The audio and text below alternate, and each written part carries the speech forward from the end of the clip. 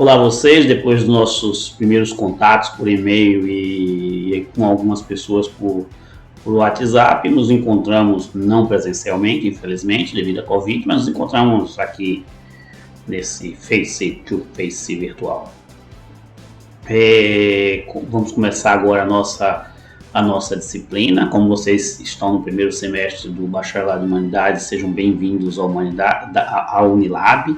Aqueles que estão ingressando, aqueles que estão mudando de curso, também sejam bem-vindos ao Bacharelado em Humanidades, ao BHU. E eu espero que vocês se divirtam tanto quanto eu vou me divertir, espero eu, com essa disciplina.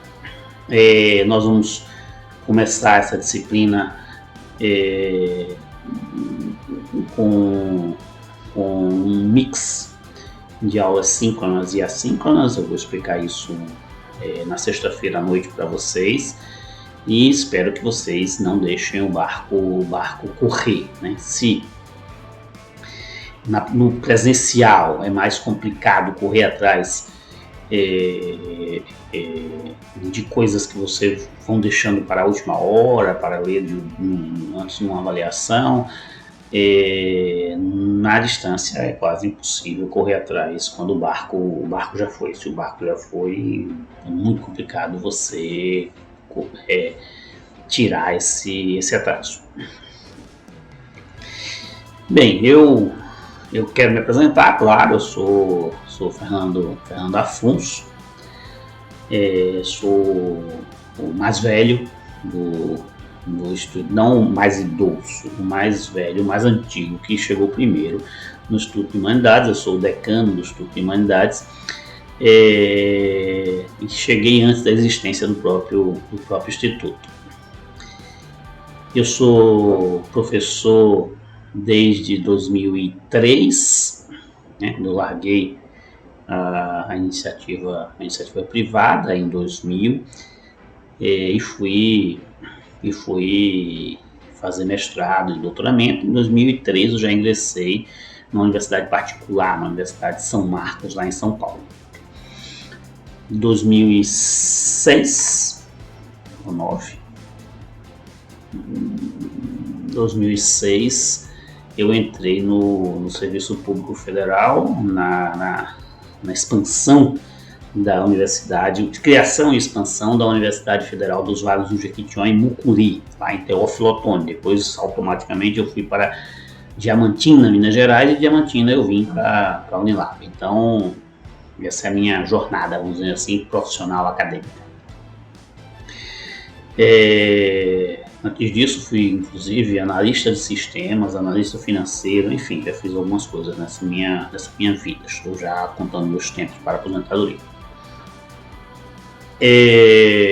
Não que ela vá surgir, mas a gente fica contando, mesmo que ela não apareça nunca. Minha vida acadêmica, eu sou formado em Ciências Econômicas pela Universidade Católica do Salvador, em Salvador.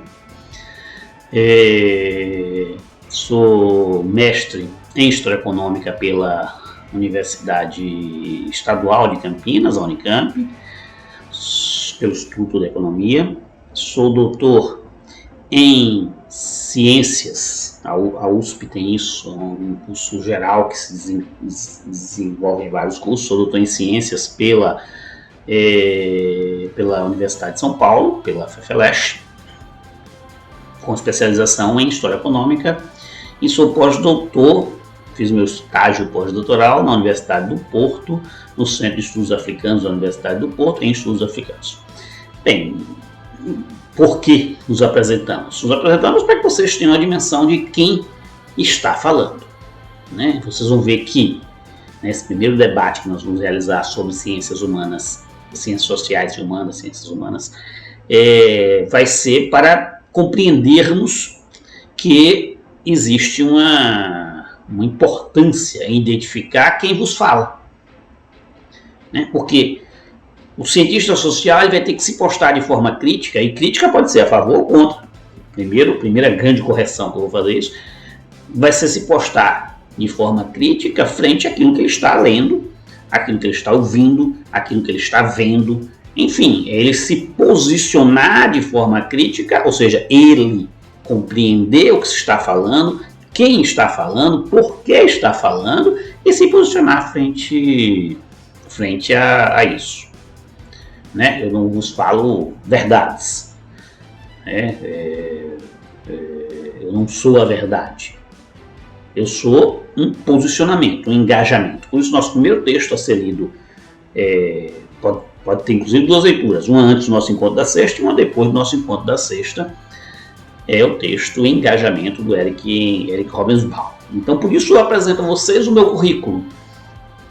Né? Um economista que foi para a história. Eu fiz economia porque eu queria ler um livro chamado O Capital. Né? E talvez seja a grande vantagem de ter feito economia foi que eu pude ler todos os volumes de O Capital de forma muito, muito intensa. E compreender, claro, se é a crítica da economia política, eu também conheço a economia política, né, os clássicos da economia política, e isso foi proporcionado pela economia. Então vocês já percebem que quem vos fala não é um weberiano, quem vos fala não é um durkheimiano, quem vos fala é um marxista. Né? É o meu farol, como diria Fernando Brandão. Né? O meu farol é por onde eu olho, onde eu observo, onde eu me posiciono, onde eu me engajo. Porque a ciência é engajamento, seja ela desde a mais dura ciência até as ciências humanas e sociais. Né? É o posicionamento político. Né? O Marx diria que toda a ciência é política dos indivíduos. Então é isso. Esse primeiro momento, vamos dizer assim, é para apresentar a vocês diversas linhas de pensamento nas humanidades, algumas, né? Vamos, claro, escolher 1, 2, 3, 4, 5 linhas e fazer um debate em torno desses autores para já começar a desenvolver em vocês esse espírito. Novamente, não é reproduzir aquilo que eu penso, não é se inserir no meu engajamento, mas é começar a compreender qual é o engajamento de vocês dentro das ciências humanas e sociais.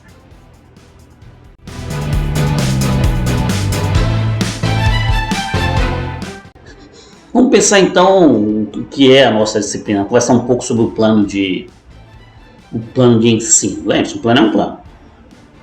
Não quer dizer que um plano vai ser seguido totalmente com aquilo que está ali, mas é necessário que a gente planeje o nosso ponto de partida. Então eu vou apresentar os tópicos aqui do plano.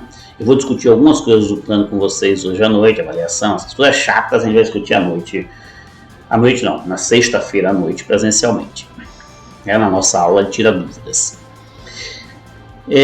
O plano ele vai estar com alguns tópicos muito claros, que é compreender as relações de poder entre as produções de conhecimento ocidental e não ocidental, a estrutura, função e relações sociais, é basicamente o objeto geral da nossa disciplina, a ideia de condicionamento e autonomia social, né, quanto somos condicionados e quanto existe de autonomia para nos libertarmos desse condicionamento social. Depois nós vamos tentar compreender as diversas, vamos dizer assim, as diversas classificações dentro das ciências sociais, as linhas mais gerais da sociedade, dos indivíduos, das classes, das castas, dos estamentos, dos movimentos sociais, da comunidade, do grupo, da família, enfim, né, essas instituições e indivíduos que compõem a nossa sociedade. Bem, em linhas gerais, esse é o plano. Claro que é um plano extremamente, vamos dizer assim, amplo, né? E nós vamos, dentro desse plano, nos preocuparmos em introduzir vocês nas ciências sociais, para que vocês comecem a sentir o gostinho e o prazer das ciências sociais.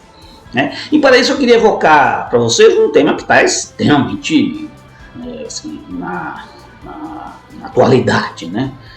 Virou virou agora questão, inclusive, política, que é a ideia de ciência. Né? Alguns negam a ciência, outros lá valorizam.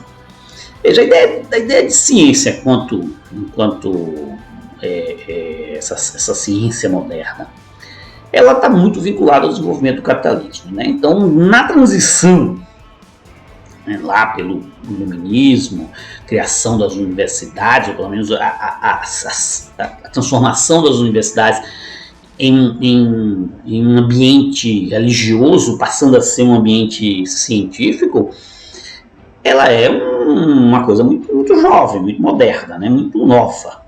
Né? Nova, entendam, para um historiador. Né? Ela surge principalmente no século XVIII, mas se desenvolve muito mais no século XIX e no século XX, né? O século XIX e o século XX como o século do pensamento científico.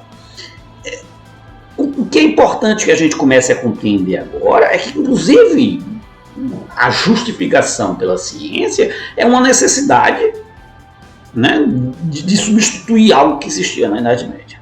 Por exemplo, a fé cristã. As pessoas acreditavam em algo porque acreditavam no seu guia espiritual. Né? Pensando essa ciência dentro da perspectiva ocidental.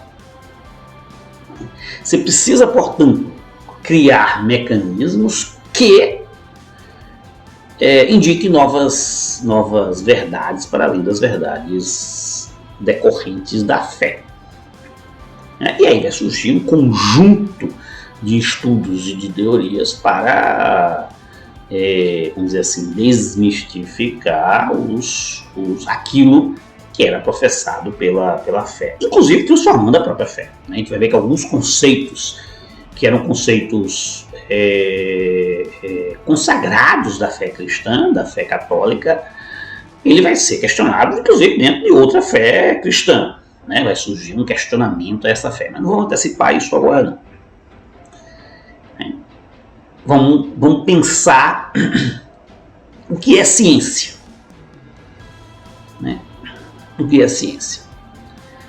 Bem, primeira coisa é essa, vamos dizer assim, essa nova fé. Né? O conjunto de pessoas que vão pensar um conjunto de questões e elaborar conhecimento sobre aquela questão. Essa elaboração do conhecimento depende muito de quem são os indivíduos que defendem determinados aspectos de determinadas coisas. E qual é o objetivo disso? Na minha infância, a gente era pobre, a gente tinha que comer meio ovo, dividia eu e minha irmã meio ovo com cuscuz, meio para cá. Né? E depois o ovo começou a fazer mal. Né? O ovo era uma coisa que ninguém podia comer mais, era colesterol alto, não sei o que. Aí até bom que a gente só comia meio. Veio pra cá, era colesterol pouco, mínimo. A razão não era essa, mas a ciência explicava bem essa divisão.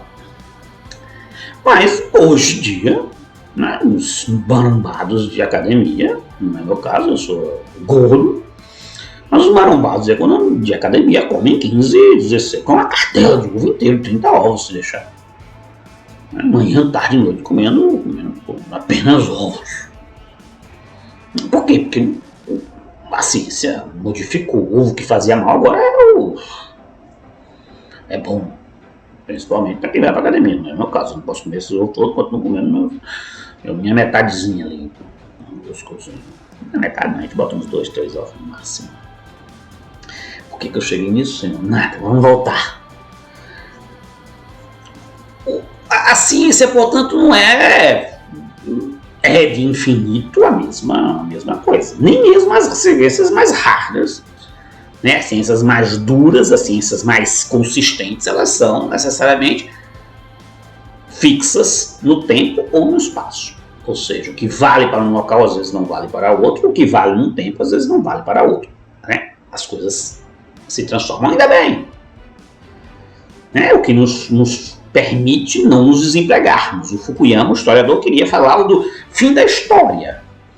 Né? Se a história acaba nosso emprego. Ainda bem que aí veio 2 aviões e buf, dentro de um prédio.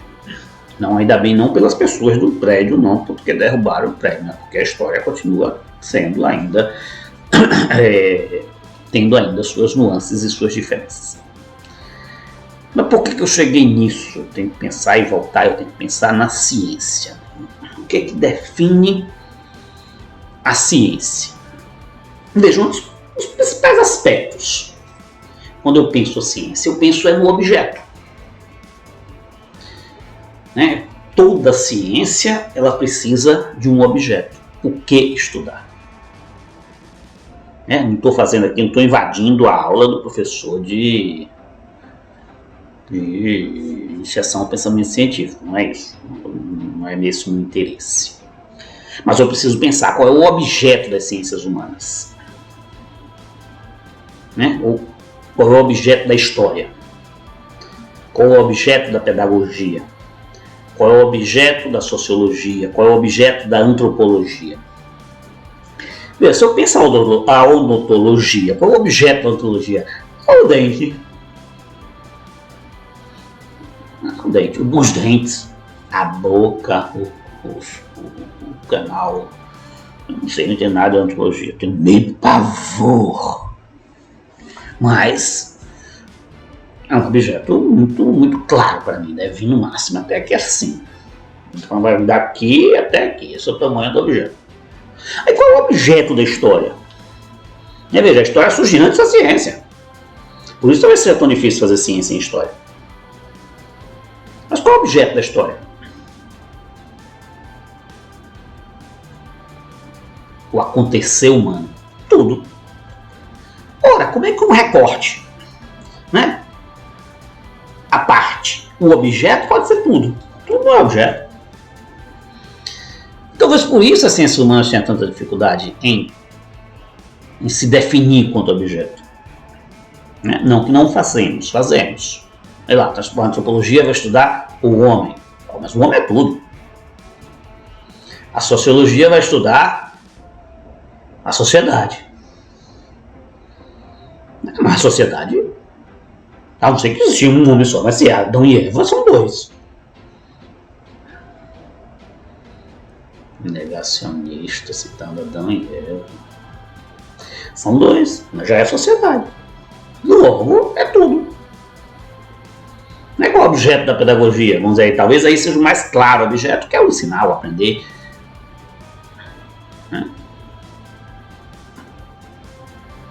Mas é tudo.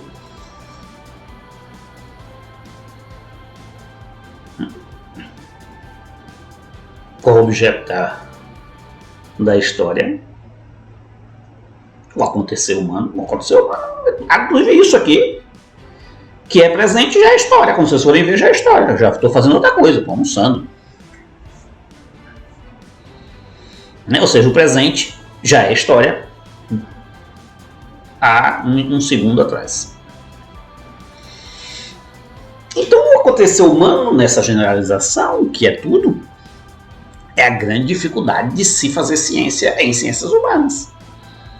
Essa delimitação do objeto. Mas vamos sair um pouco disso, vamos focar. Vamos pensar, por exemplo, um teórico que está sendo relativamente perseguido. Eu não falei para vocês que eu era marxista, não. Deus me livre, nego! Vamos dizer que eu fosse marxista. O Marx vai estudar o que na sua principal e grande obra? Vai estudar o socialismo? Não. Vai estudar o comunismo? Não. O que ele vai estudar? Ele vai estudar o capitalismo. O nome do livro se chama Das Kapital, o Capital.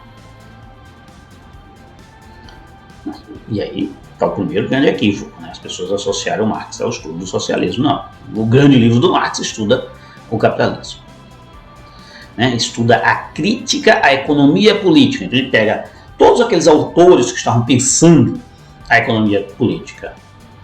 Mill, Stuart Mill, Say, Smith et al., o velho Adão, da Eve de Ricardo, o da velho Davi, estavam estudando o Capital. E aí ele vai fazer uma crítica à economia política, ou seja, crítica ao pensamento dessas pessoas todas. E veja só, o que é o capitalismo? Já se perguntaram? Dificilmente uma pessoa vai saber responder. Nas minhas aulas presenciais, eu faço uma pausa agora e espero vocês, vamos dizer assim, me responderem o que é o capitalismo. Essa vai ser o complemento da atividade dessa semana, né? Eu vou fazer uma pausa agora, até para saber se vocês estão assistindo a videoaula ou não. E não vou colocar lá no AVA, mas vai estar aqui no AVA, que vocês devem incluir na resposta da atividade um parágrafo curto sobre, assim, uma conceituação sua, não precisa nem ser científica, do que é o capitalismo. E aí retomamos na próxima videoaula a partir daí. Já que a ciência é fruto do capitalismo, por que não começar pelo próprio O Capital?